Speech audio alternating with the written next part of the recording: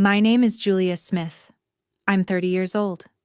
On the day I graduated from Penn State, my father stood at the reception and raised his glass.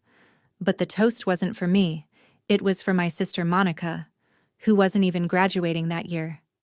He announced, in front of 60 guests, that Monica had just been accepted into a PhD program at Johns Hopkins. Then he looked at me and said, "Julia, maybe one day you'll find something you're actually good at." Everyone laughed. My mother smiled and nodded. I didn't cry. I didn't argue. I just memorized every face in that room. They think I disappeared because I was broken. They don't know I disappeared because I finally understood. I was never going to win a game they had rigged from the start. 7 years later, my parents sent Monica to find me. What she uncovered made them realize they had made a terrible mistake, but by then, it was already too late. Let me start from the beginning. Not the graduation, but the years that made it inevitable. I was born in 1995, 3 years after Monica. Middle child. Lancaster, Pennsylvania. Suburban. Middle class. The kind of place where everyone knew everyone and your worth was measured by the college sticker on your parents' car. Monica's sticker was Johns Hopkins. Mine was Penn State. But that distinction didn't start in college. It started when I was 8 years old. I remember the dinner. I'd won 3rd place in the school art contest, a drawing of our backyard garden. Blue ribbon. I was so proud I could barely sit still. I set the table like my mom asked, then brought the ribbon to the dining room. My father glanced at it for maybe 2 seconds. "That's nice, sweetie," he said. Then he turned to Monica. "Tell your mother about the letter you got today." Monica looked uncomfortable. She was 11. She always got that look when my parents praised her in front of me, like she knew it wasn't fair, but didn't know how to stop it. "I got into the gifted program," she said quietly. My mother actually gasped. My father stood up and hugged her. "Monica, we always knew you were special," he said. Then, almost as an afterthought, "Julia, go set the table." "I already did," I said. He didn't hear me. The next morning, I found my drawing in the kitchen trash. Not even crumpled. Just discarded. The blue ribbon was still pinned to it. I learned something that night. Effort didn't matter if you were the wrong child. 4 years later, May 15th, 2007, Monica won 1st place at the state science fair. Volcano project. Basic baking soda and vinegar, but she presented it well. The local paper ran a photo. Monica holding her trophy, my parents on either side, all of them grinning. I placed honorable mention at the county fair that same month. My project was on water purification using sand filters and charcoal. More complex, more research. But it didn't matter. My parents didn't come to the ceremony. They said they had to work. Later, I heard my mother on the phone with my aunt. "Monica's picture is in the Herald. We're so proud." "Oh, Julia?" "She did something with water. She got a certificate, I think." Monica found me in my room that evening. She sat on the edge of my bed and handed me a candy bar. Snickers, my favorite. "I'm sorry," she whispered. Even then, at 14, she knew. I still have that certificate in a drawer somewhere, never framed, never mentioned again. Monica turned 19 in the summer of 2011.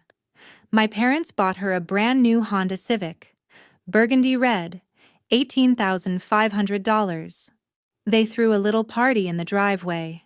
Neighbors came over. My dad gave a speech about responsibility and maturity. "Monica earned this car with her grades and her work ethic," he said. "This is what happens when you prove yourself." I turned 16 3 months later. I asked about a car. "You can use the Corolla when it's available," my mother said.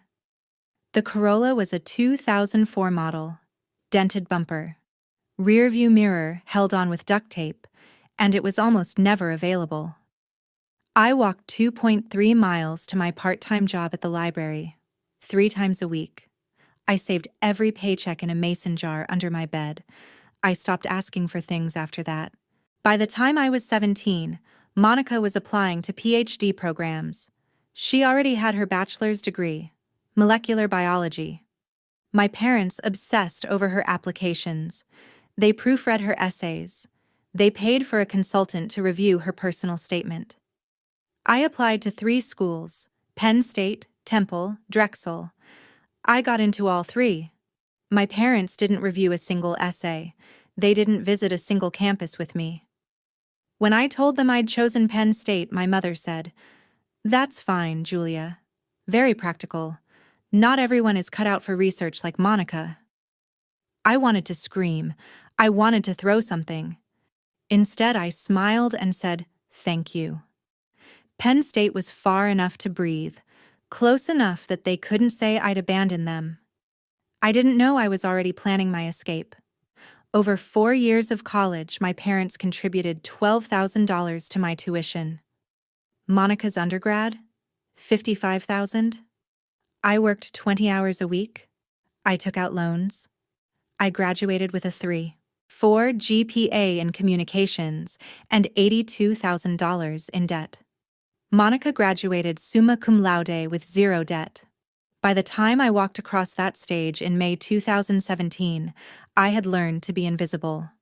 I just didn't know yet that invisibility could be a weapon. May 13th, 2017. Saturday, 2 in the afternoon. The ceremony was held at the Bryce Jordan Center, Penn State's massive indoor arena. 12,000 graduates. I was one face in a sea of blue caps and gowns. I scanned the crowd as I walked across the stage. Found my parents. Row 18, seats 4 and 5. My father was looking at his phone. My mother was digging through her purse. Monica waved at me from the seat next to them. She was the only one who saw me cross. Later, my roommate showed me a photo she'd taken.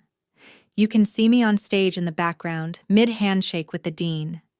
And in the foreground, you can see my father's head bent over his phone, my mother's purse wide open. I told myself it didn't matter. I was lying. The reception was at Lorenzo's Italian Grill, a family-run place on the edge of town. My parents had reserved the private room. 60-plus guests, extended family, their friends from church. A few people I barely knew. It cost $28 per person. My parents paid for everything. I thought that meant something. Monica and her boyfriend sat at the head table with my parents. I sat at a side table with 2 cousins I'd met maybe 3 times in my life. They spent the entire dinner on their phones.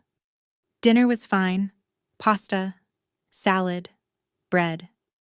I wasn't hungry, but I ate anyway, because it gave me something to do with my hands. At 7:14, my father stood up. He tapped his glass with a fork. The room went quiet. "I want to thank everyone for coming today," he said. His voice was loud, clear, rehearsed. "Today, we celebrate achievement." He turned to Monica. "Our daughter Monica has just been accepted into the PhD program at Johns Hopkins University, one of the top 5 molecular biology programs in the nation. We couldn't be prouder." The room erupted in applause. Monica's face went red. She looked down at her plate. My father raised his glass higher. Then he turned to me.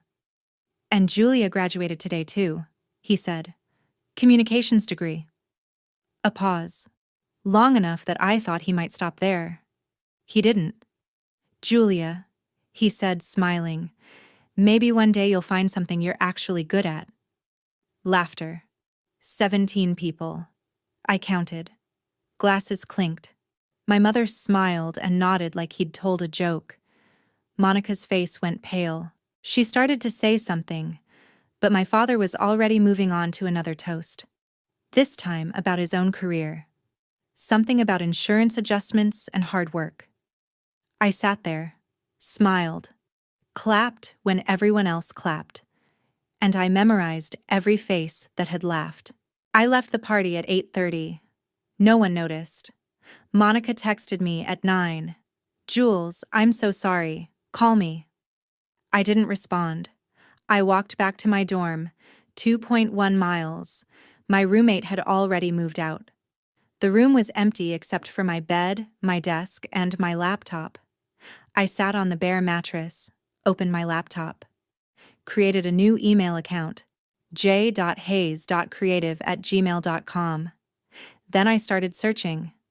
How to build online business anonymously. Audiobook narration freelance. Podcast editing remote work. I opened a spreadsheet, tracked every cent I had left, $3,500 from my final scholarship payout. Rent, food, equipment.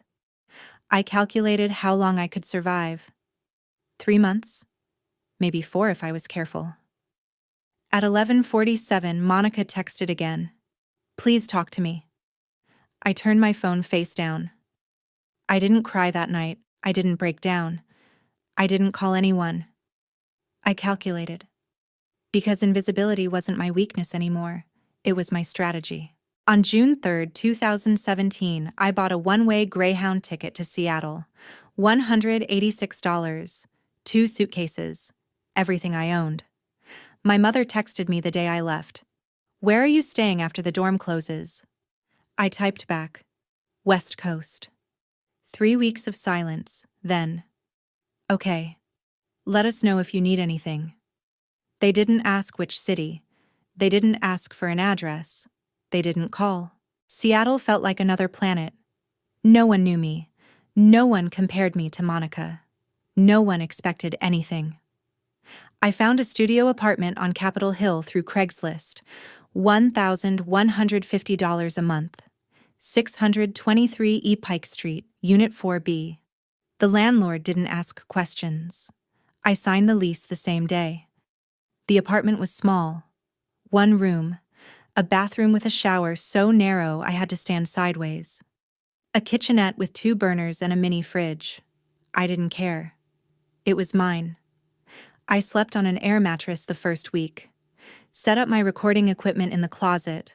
Laptop, USB microphone, soundproofing foam I'd bought on sale. I taught myself audio editing software. Started with Audacity. Upgraded to Pro Tools when I could afford it. I created profiles on Upwork and Fiverr. Audiobook narration, podcast editing, whatever paid. The first month, I made $1,200. Barely enough for rent. By December, I was making $3,500 a month. I didn't have friends. I didn't go out. I worked 12-hour days, 6 days a week. My only social connection was a library card. Monica called 23 times between June and December. I answered twice. Both times, I kept it short. I'm fine. I'm working. I'll call you later. I never called her later. In October, she left a voicemail.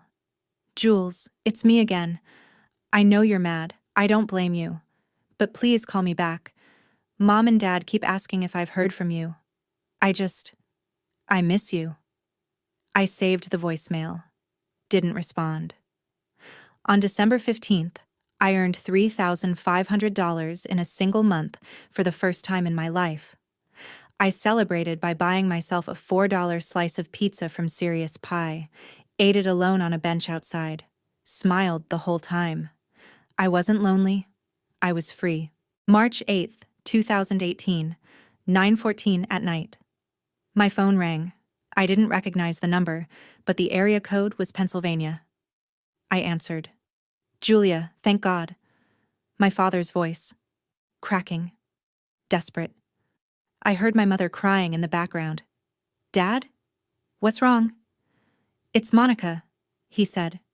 She's sick. They found a mass. Ovarian tumor. She needs surgery next week, but the insurance company denied the claim. Some loophole about pre-existing conditions. Julia, we need $15,000. My stomach dropped. 15,000? You got that big scholarship payout, right? We know you've been saving. Julia, this is life or death. She's your sister. We'll pay you back. I promise. I looked at my bank account on my laptop screen. $18,500. Every penny I'd saved.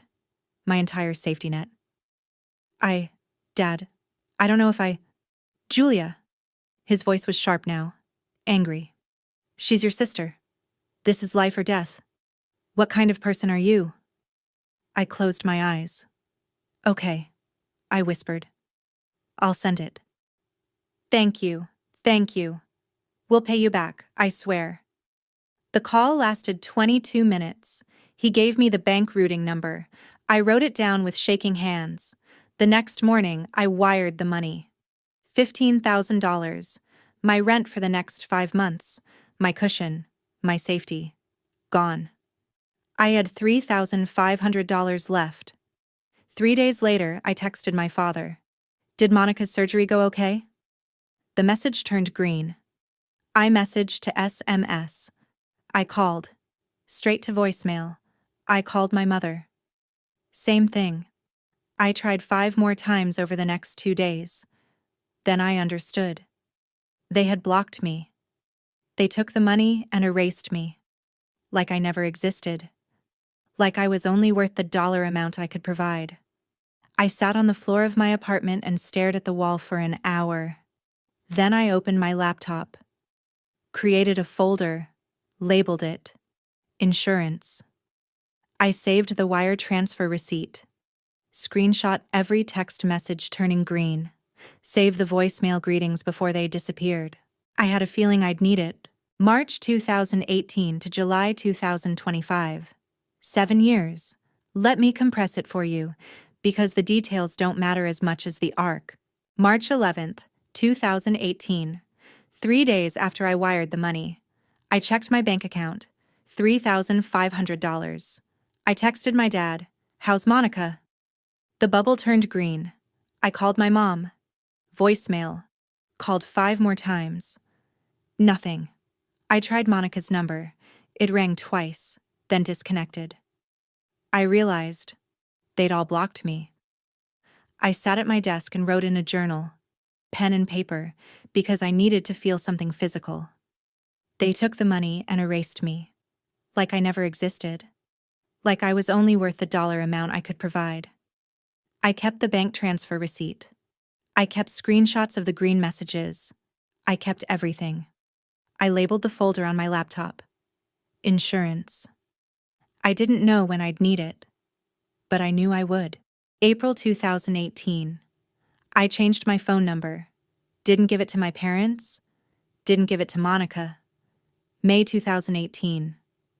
I tried to reach Monica through the Johns Hopkins directory. Found her email. Sent a message. "Are you okay?" It bounced back. She'd changed her email address. I stopped trying. I worked. That's all I did. I moved to a smaller studio, $850 a month, to save money. Ate ramen 4 nights a week. Invested every extra dollar in better equipment, in online courses, in building a reputation. 2018 income, $38,000. 2019 income, $61,000. 2020 income, COVID hit, and podcasts exploded, $98,000. By November 2020, one of my clients left a review on Upwork. Jay Hayes is the best audio editor I've ever worked with. Professional, fast, completely reliable. I don't even know what they look like, and I don't care. The results speak for themselves. I smiled when I read that. Because that was the point. January 2021. I incorporated Hayes Audio Network LLC, registered in Washington State. I used my initials, J.S. Hayes, Julia Sarah Hayes. Hayes was my grandmother's maiden name, the only person in my family who had ever been kind to me. I hired my first employee in March, a remote audio engineer in Ohio, then a graphic designer, then a project manager. By October 2022, I had 5 employees. Revenue hit $1.1 million that year. I moved to Portland in October 2022. Rent was cheaper, quality of life was better, and it was far enough from Seattle that I felt like I could breathe. My new address: 1824 SE Hawthorne Boulevard, Unit 12. One-bedroom apartment. $1,350 a month. Plants on the windowsill. A desk with 3 monitors. A closet full of equipment. I still used an AI-generated voice for client calls. Never showed my face on Zoom. Never used my real name publicly. J.S. Hayes had a reputation. Julia Smith had none. That's exactly how I wanted it. 2023 revenue: $1.9 million. 2024 revenue: $2.8 million. By December 2024, I had 12 full-time employees and 8 contractors, 85,000 paid subscribers on our platform. Audiobook catalog: 320-plus titles. Original podcast shows: 6. I wasn't hiding. I was building. July 22nd, 2025. 4:38 in the afternoon. My business attorney, Rebecca Lawson, hired in 2023, called me. Julia, I just got off the phone with Cascade Media Group. They want to buy 65% of Hayes Audio Network. I set down my coffee. How much? $9.8 million, $6.5 million cash upfront, $3.3 million earnout over 2 years. You'd retain 35% equity and stay on as creative director. 3-year contract. Salary: $185,000 annually. I didn't say anything. Julia, are you there? I'm here. This is a life-changing offer, she said. You'd walk away with enough money to never worry again, and you'd still own 1/3 of the company. What do you think? I looked out the window. Portland rain, gray sky, the kind of day that used to make me feel small. Now it just felt quiet. I think, I said slowly, I need to say yes. You're sure? I'm sure. I signed the term sheet on July 24th. Due diligence began immediately. The deal required review by a corporate law firm in Seattle. That firm was Kelton and Associates. I didn't know it yet, but Monica worked there. July 25th, 2025. Friday morning, 11:20. I was making coffee when I heard the knock. I looked through the peephole and saw a ghost. Monica. She was older, tired, dark circles under her eyes. She wore business casual clothes, slacks, a blazer, a bag slung over her shoulder. She held a Starbucks cup, half empty and cold. For a moment, I thought about pretending I wasn't home. Then she spoke. Jules, it's me. I know you probably don't want to see me. I just need to know you're okay. Please.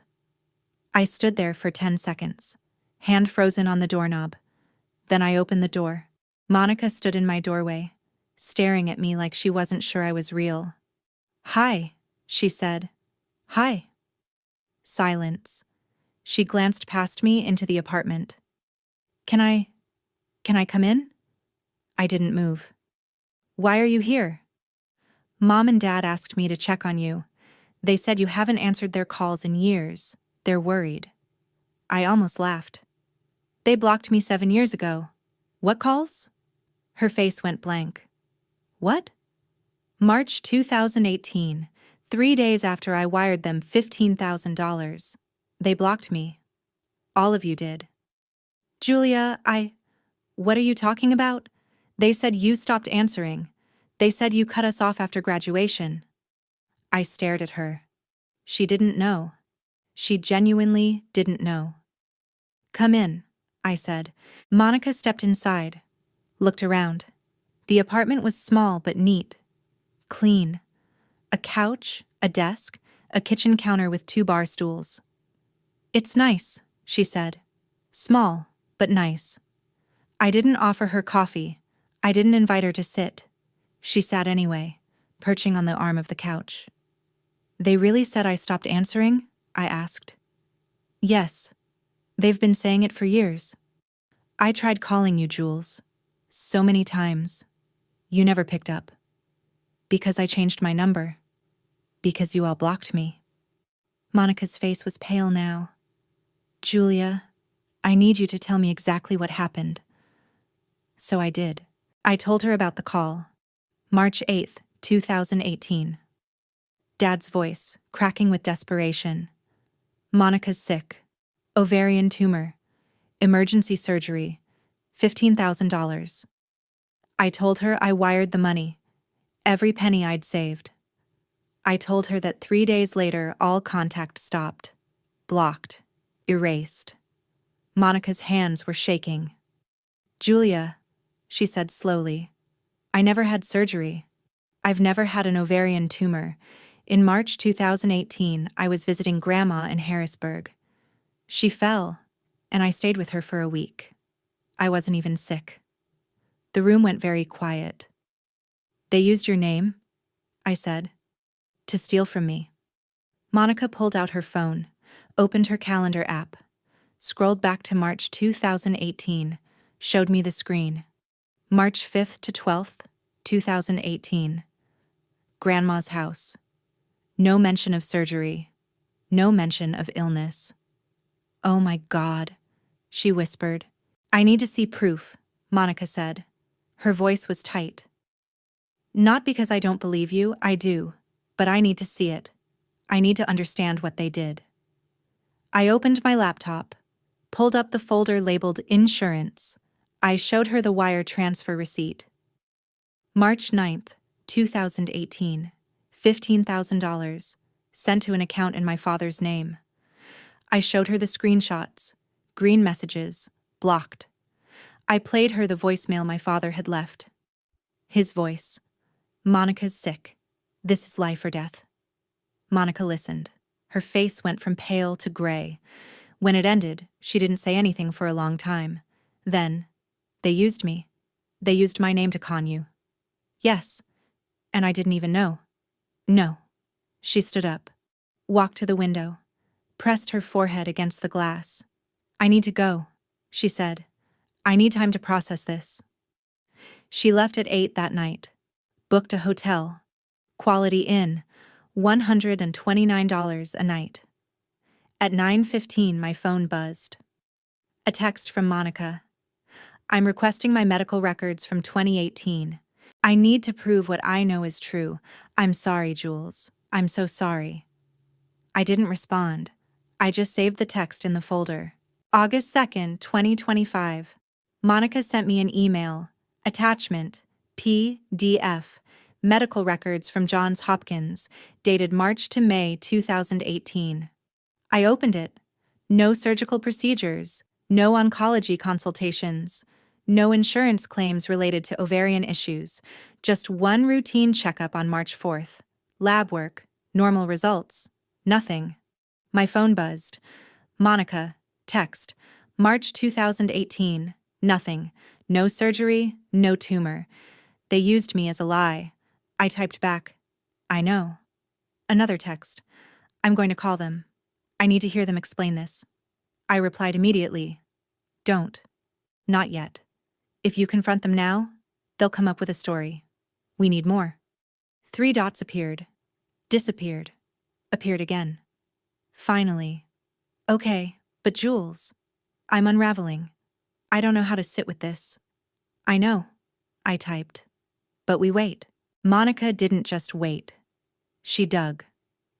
Over the next 2 weeks, she requested public records, checked mortgage filings in Lancaster County, called mutual family friends under the guise of catching up.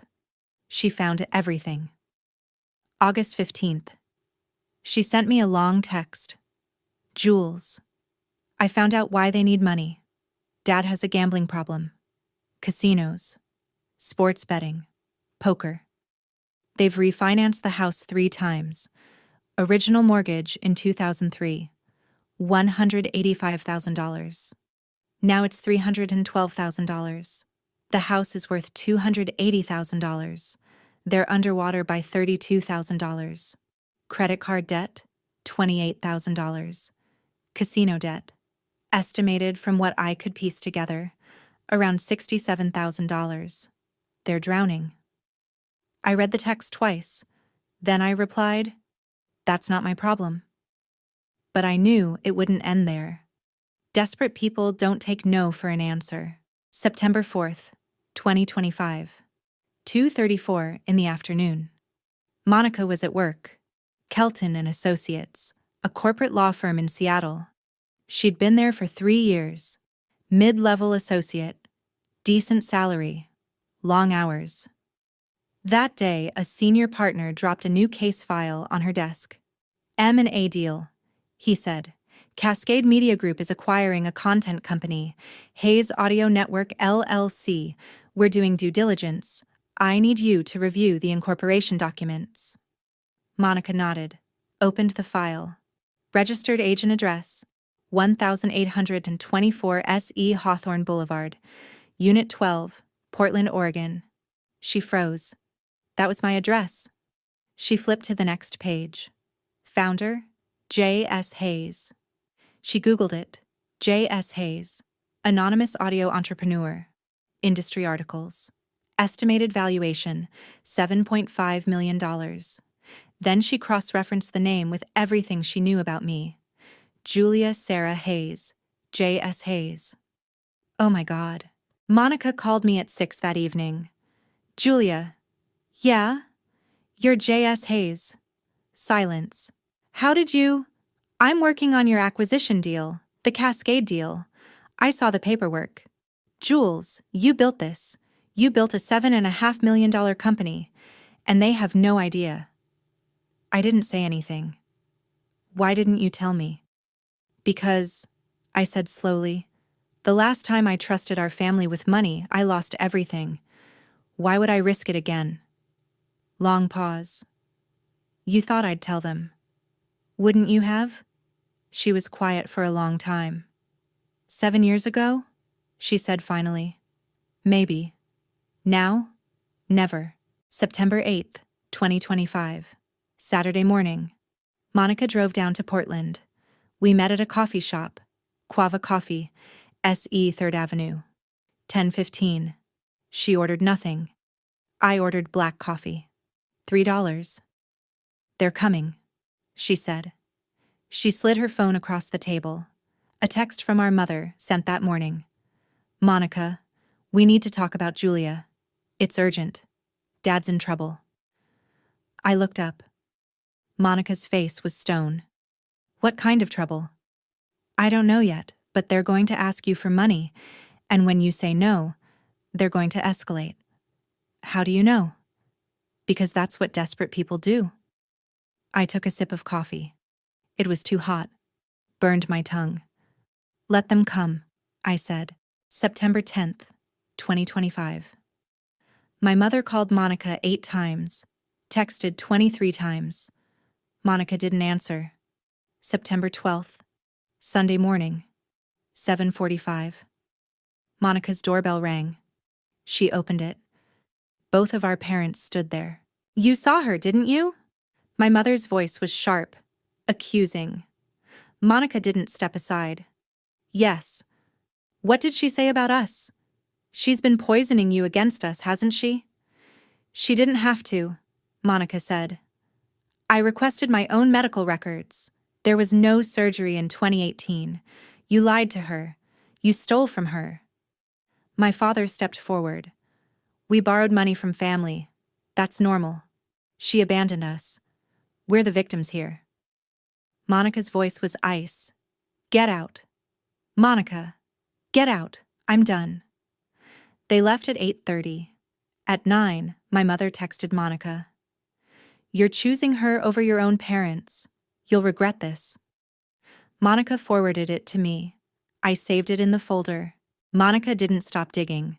By September 15th, she'd pieced together the full picture. Dad had been fired from his insurance job in 2022. Caught gambling on company time. Now he worked part-time at a hardware store, $16 an hour. The house was underwater. Credit cards maxed out. Collection agencies calling. And the casino debt, private loan sharks, was estimated at $67,000. Total debt, over $95,000. Monica sent me screenshots of the public records. Mortgage filings from the Lancaster County Clerk's office. I texted back, "That's not my problem." But I knew it wouldn't end there. September 20th, 2025. My parents hired a private investigator, found him on Craigslist. Cheap, $850 flat fee. He was sloppy. One of my employees got a weird call. A man claiming to be an industry journalist asking about Hayes Audio Network's founder. My employee thought it was strange, mentioned it to me in our weekly check-in. I knew immediately. By October 2nd, the PI had found what he was looking for. He sent my father an email.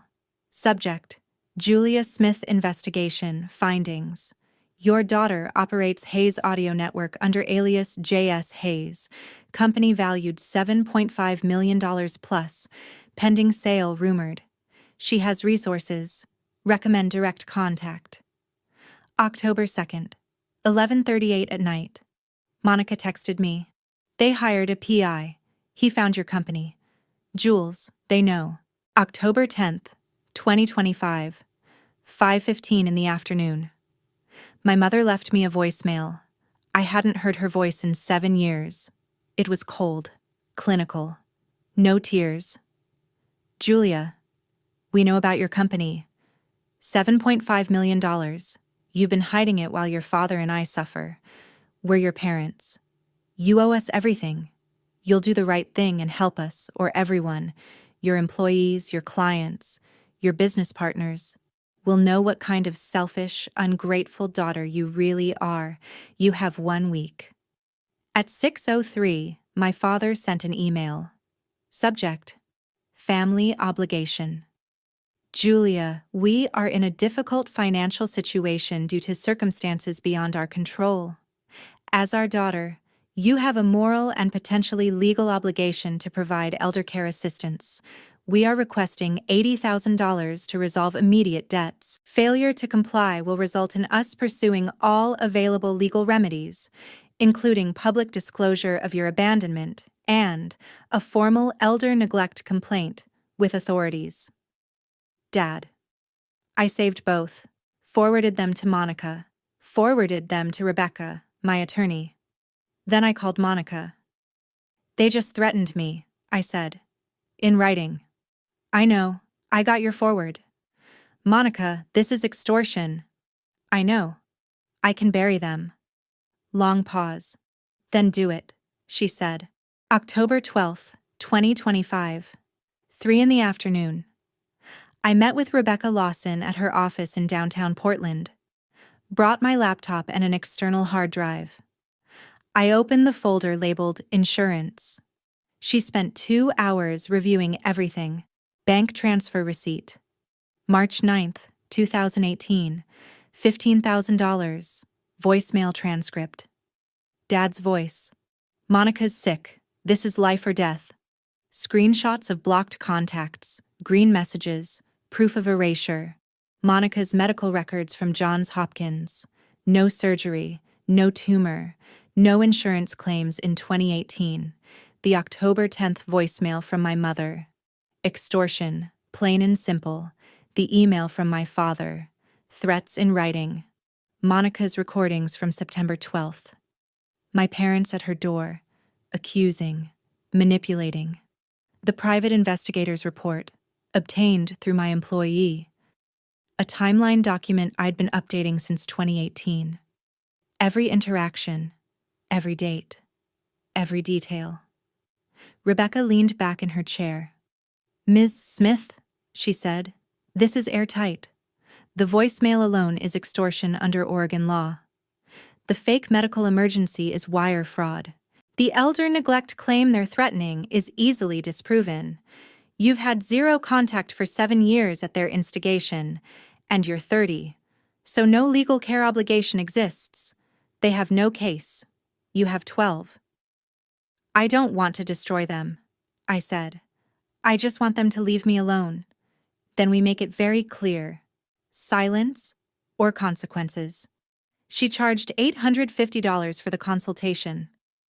On October 15th, I met Monica at a coffee shop.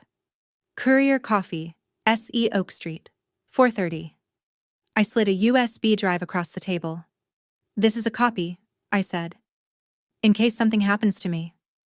Monica took it, held it like it weighed 1,000 pounds. "They won't stop," she said. "You know that, right?" "I know." "Good," she said, "because I'm ready to fight." November 1st, 2025. My parents filed an elder neglect complaint with Lancaster County Adult Protective Services. They claimed I had abandoned elderly parents in medical distress, refused contact, and had substantial resources to provide care. November 1st. A caseworker left me a voicemail. "Ms. Smith, this is Karen Rodriguez from Lancaster County Adult Protective Services. We've received a complaint regarding potential elder neglect. Please return this call at your earliest convenience. Case number 2025-APS-883-4. I called back the same day. Explained. No contact in 7 years at their instigation. Parents are 58 and 56, not elderly. I have evidence of extortion attempts. The caseworker reviewed the file. November 3rd. Case closed. Her notes. Complainants appear to be attempting to misuse APS system for financial leverage. No evidence of neglect. Recommend no further action. She apologized for bothering me. I thanked her. Hung up. Then I called Rebecca. "They just filed a false report with APS," I said. "Add it to the list." Rebecca spent a week drafting the response. November 8th, 2025.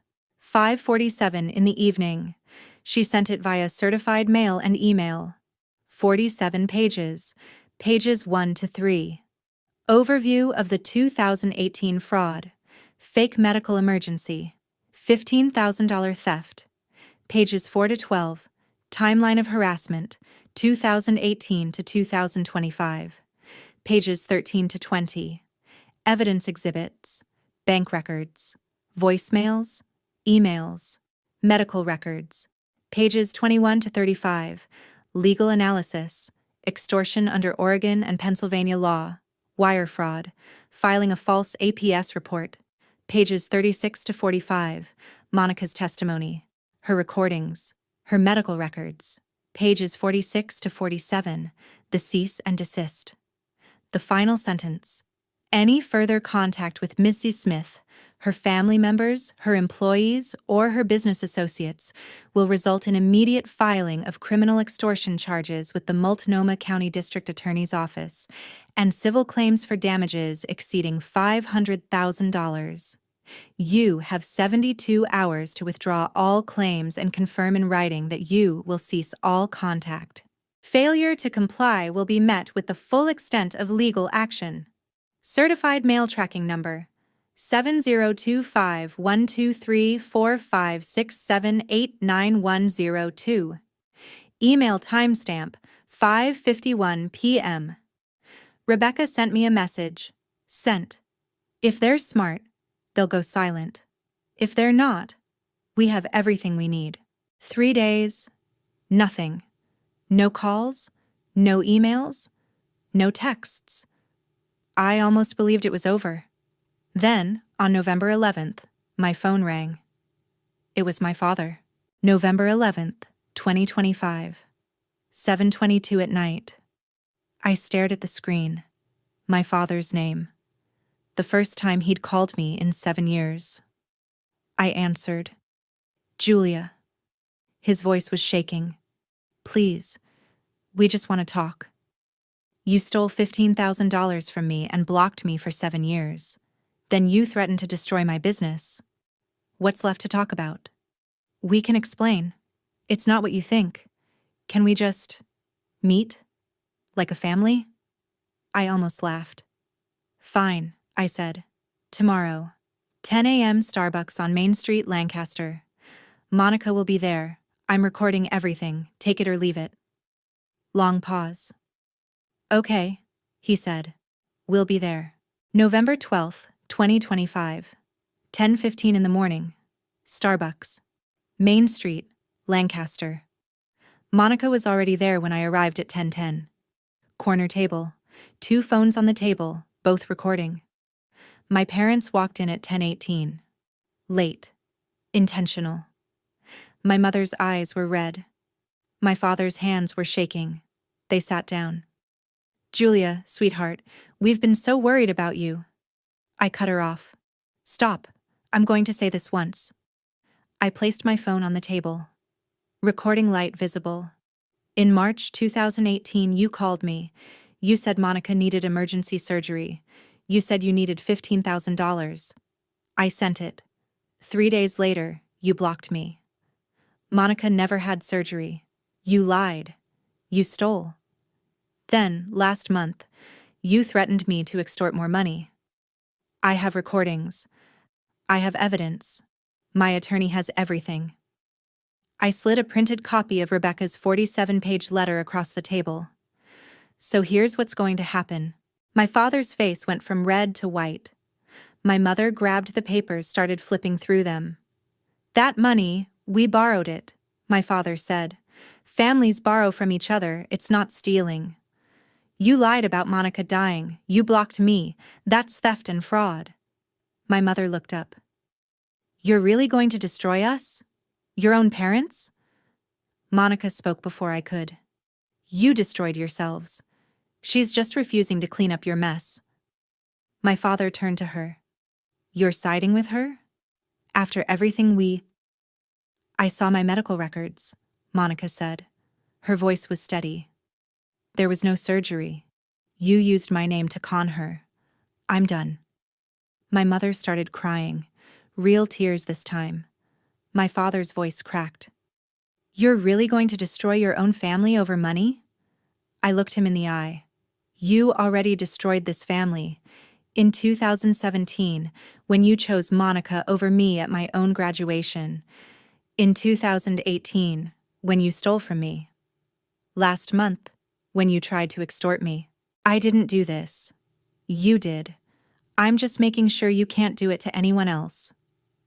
I stood up. Monica stood with me. You have the letter. Read it. You have 72 hours from Monday to confirm you'll never contact me again.